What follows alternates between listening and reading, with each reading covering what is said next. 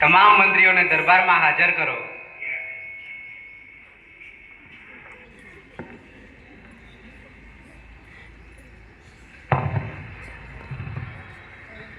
મહારાજનો હુકમ છે કે તમામ વિભાગના મંત્રીઓને દરબારમાં આમંત્રિત કરવામાં આવ્યા છે. જી દરબાર.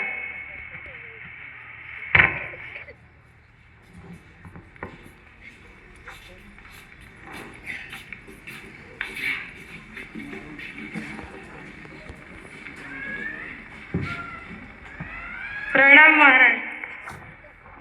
પ્રણામ. તમારું સ્થાન ગ્રહણ કરો.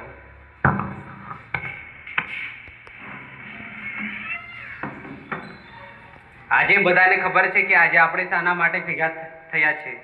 આજે આપણે શાળાકીય અહેવાલ 2025-26 વિશે વાત કરવાના છીએ.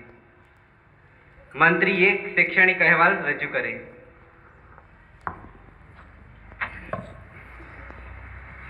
Good morning. મારું નામ રાઠવા ઉર્વિસાબેન રવિદાસભાઈ છે. હું ધોરણ 12 માં અભ્યાસ કરું છું. આજે હું તમને આપણી શાળાનો 2025-26નો શૈક્ષણિક અહેવાલ જણાવીશ. નવી શૈક્ષણિક દૃષ્ટિ માત્ર ગ્રેડ્સ માટે જ નથી, તે એક સમગ્ર જીવન માટે તૈયાર કરે છે.